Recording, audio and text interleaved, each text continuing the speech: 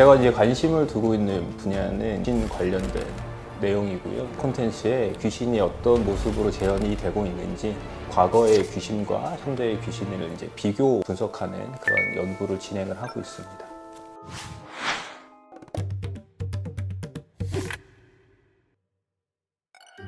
귀신의 존재에 대해서 예전부터 관심이 되게 굉장히 많았던 걸로 저는 파악을 하고 있는데, 보통 전통적인 인식에서 귀신의 미련과 한이 있는 존재, 미련과 한이 많이 남아 하늘로 돌아가지 못하고 이승에 남은 영혼이 바로 이제 귀신이 되는 거죠. 예전에는 귀신의 범주가 좀 더 포괄적이었어요. 귀와 신의 합성으로 볼 수가 있어요. 귀는 음의 성질을 가진 것이고 신은 양의 성질을 가진 것입니다. 그래서 귀신이라고 하는 존재는 음과 양의 성질을 동시에 가지고 있는 거죠.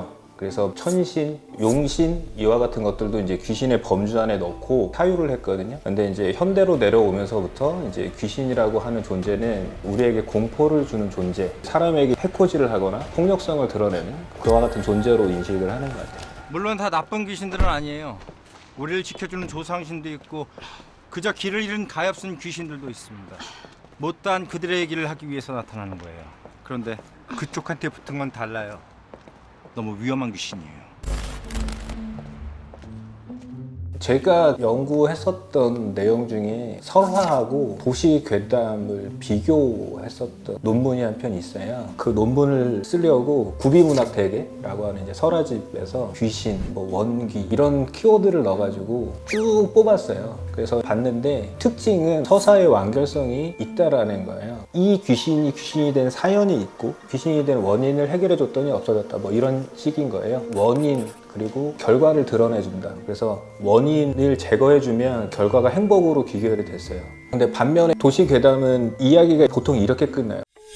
나 엘리베이터에서 귀신을 봤는데 그 귀신이 피를 흘리면서 있었어.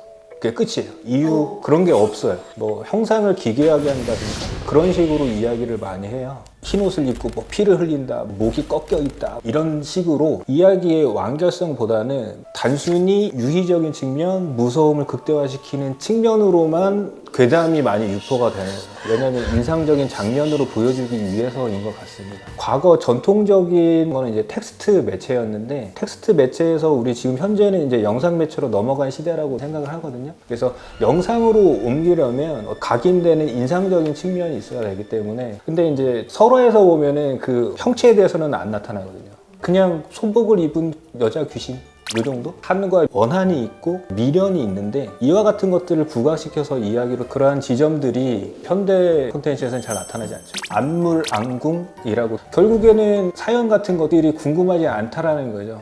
타인의 사연에 대해서 어떤 서사에 대해서 관심이 없다. 결국에는 그러니까 타인의 삶에 그렇게 관심이 없는 개인화된 사회를 그와 같은 괴담의 형태가 보여주고 있다라고도 보이고, 확장시켜서 한번 생각을 해보면 예전 같은 경우에는 내가 잘하면 피해를 입지 않는다는 인식이 있었어요. 내가 원인을 제공하지 않으면, 괴롭히지 않으면 나는 피해를 입지 않고 나쁜 일을 당하지 않는다는 믿음이 있었어요. 서사의 완성, 원인과 결과가 분명했기 때문에. 그런데 현재는 내가 잘못하지 않아도, 내가 원인을 제공하지 않아도 언제든지 습격을 당할 수가 있는 거죠. 믿음과 신뢰가 깨졌다는 거예요. 언제든지 우리가 마주칠 수 있는 거죠. 근데 원인은 이야기를 하지 않아요. 그냥 내가 엘리베이터 가면 만날 수 있어. 자동차 안에서도 그냥 만날 수 있어. 그냥 만날 수 있는 존재인 거죠. 이 귀신이 왜 귀신이 되었는지에 대한 원인에 대한 것들은 서사로 잘 다루지 않습니다. 여기서 생각해 볼 지점은, 그래서 우리가 그 귀신을 그럼 어떻게 바라봐야 하는가? 무서운 존재, 퇴치해야 될 대상이라고 봐야 하는가? 아니면 우리 사회를 변화시켜서 이들의 한을 풀어주고 다시 있어야 할 곳으로 돌려보내야 하는가? 우리 사회가 어떤 부조리함이 있다거나 사회의 모순 이와 같은 것들이 발생하는 그 지점에 귀신이 꼭 등장을 합니다. 우리나라의 콘텐츠에서는 일단 귀신의 특성들을 보면 이승에서 못다 이룬 미련과 한을 이제 외부에 투사해서 이제 공격성을 발휘하는 거죠. 인간은 누구나 사회 내에서 인정받기를 원하고 행복하게 잘 삶을 영위하기를 바라죠. 이 욕망을 인간은 모두 다 가지고 있는데 자신의 욕망을 다 이루고 살았던 사람은 미련이 없잖아요. 그래서 이제 귀신의 형태로 나타나지 않죠. 부자 귀신은 많이 본 적 없잖아요. 이승에 미련이 없는데 굳이 귀신으로 다시 나타날 이유가 없어요. 없을 것 같고요. 우리는 보통 자유의지에 따라서 우리가 욕망하는 바를 얻을 수 있다라고 믿고 있죠. 그러나 제약을 받는 부분들이 분명히 있죠. 우리 사회 내 어떤 시스템, 규범 이런 것에 의해서 이데올로기가 우리의 신체 혹은 이제 사고를 자유롭지 못하게 만드는 부분들이 있습니다. 만약에 현재 우리가 조선시대를 살고 있다면 가부장적 사회, 신분제 사회가 이제 조선시대의 지배 이데올로기죠. 자신의 신체와 사고가 이 지배 질서 이데올로기에 맞춰져서 행동을 할 개연성이 굉장히 높아지죠. 예를 들면 여자는 한 번 남편을 맞이하면 죽기 전에는 다른 남편을 얻어서는 안 된다. 일부 종사를 해야 된다. 라고 하는 것 등이죠. 가부장적 지배 질서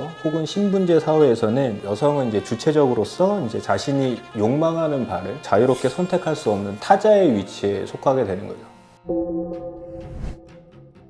어떤 뭐 집단의 어떤 이해에 아니면 집단의 역사에 그냥 매몰돼서 이에 따라서 희생되는 사람들도 분명히 생겨나게 됩니다. 바로 이 지점에서 귀신들은 탄생한다라고 저는 보고 있습니다.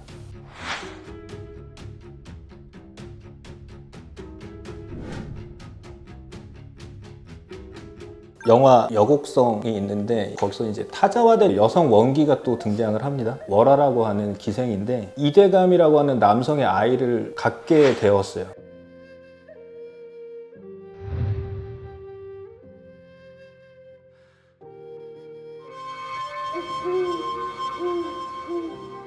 자, 그 뒤로 이 월화의 귀신이 빙의가 돼서 복수를 하는 그 내용입니다. 여기서 이 남성은 지배층, 남성 폭력에 의해서 이제 희생된 여성이죠. 그 한 때문에 원기가 돼서 우리 사회에 다시 나타나게 됩니다. 결국 여기서 여성 원기는 사회 지배 질서 내에 모순을 드러내는 지점, 그 지점에서 희생된 개인을 다시 사회로 호명하는 상징적인 기호라고 볼 수 있겠습니다. 사회 내에서 소외받고 타자화된 존재, 희생되고 피해를 받은 사람들, 이 사람들이 다시 우리 사회 내에 귀신이라는 형태로 나타날 수 있다는 거죠.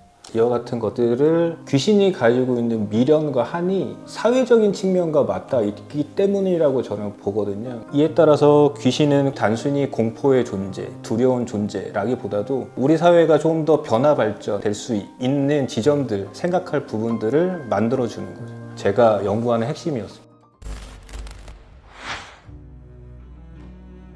많은 영상 콘텐츠에서 귀신을 다루고 있지만 이 귀신이라는 존재가 어떤 못다 이룬 한이나 욕망이 우리 사회가 반영이 돼서 우리 사회가 어떤 부조리함이 있다거나 아니면 우리 사회의 모순 이와 같은 것들이 귀신이라는 상징적 기호로 우리 사회에 나타날 수 있다라고 봅니다. 그래서 우리의 관념 속에 있는 귀신의 모습 같은 것들을 분석을 했을 때 이 귀신이라는 키워드를 사회적인 차원에서 봤을 때는 우리 사회의 어떤 유의미한 어떤 담론 형성 이런 것들이 좀 있을 수 있을 것 같아요. 그럴 때 우리 사회 내에서 되돌아보는 계기가 되었으면 좋겠어요.